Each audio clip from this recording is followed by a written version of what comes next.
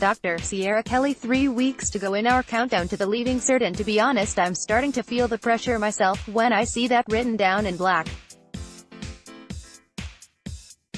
and white. It seems all too much that there is a single exam that is supposed to sum up 14 years of education, the ups, the downs, the trials, the achievements. It's probably best not to think about it. A lot of the kids will also graduate from school this week with masses and school ceremonies, so that odd feeling of something big coming to an end is in the air at the moment, for them and indeed us. My guy will graduate on Friday, which doesn't seem credible when I can still remember so clearly his first day starting junior infants and the tears, mine, not his, as I walked away from his classroom with the tiny chairs and stickle bricks. It doesn't seem right that someone who only very recently had pudgy cheeks and pronounced CST, is now about sit French, biology and history and is talking about the points he needs for various courses. I know this is not news to those who have already walked this road with their kids. But he's my eldest and I'm half-addled by managing the whole Leaving Cert thing while also dealing with a powerful wave of wistfulness about where the time has gone. Graduations and the end-of-year school stuff is important. They need to mark the end of these formative years in more than just academic terms with study and exams. This is the end of an era for them.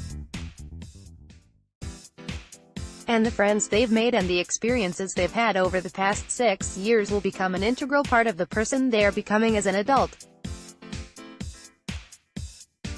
So despite the fact that they are a bit distracting, these end-of-year rituals are a milestone and a cause for celebration. Not every family will be lucky enough to have gotten their child this far along the road in life. We should be very grateful indeed for our healthy children, whose main worries revolve around what to wear to 6th year graduation and whether one college course is better than another. There are people around us who would love to have those worries, who would love their child to be going through the normal rigors of teenage life, but for some reason they aren't. And it's important to keep some perspective on that in the face of the all-consuming Leaving Cert.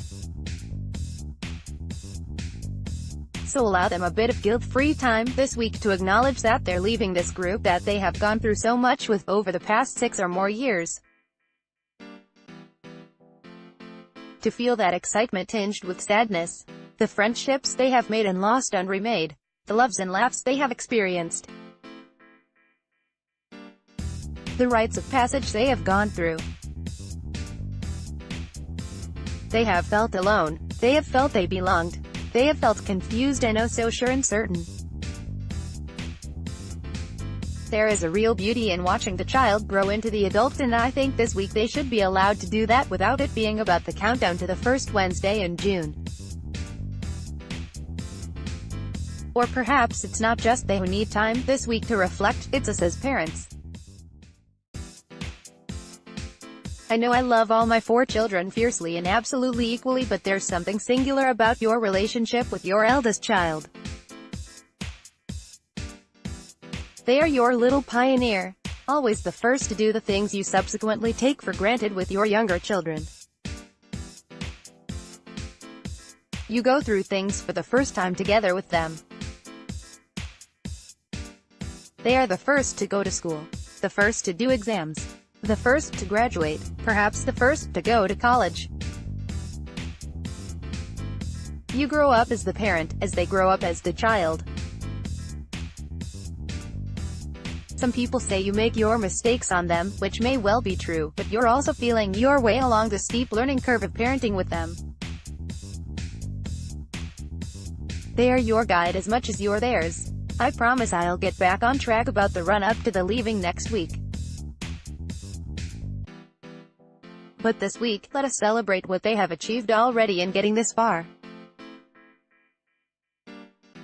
Class of 2018, you are impressive irrespective of any exams you sit. I salute you. At Ciara Kelly Ciara presents Lunchtime Live on News Talk weekdays from 12 to 2 Sunday Indo Living.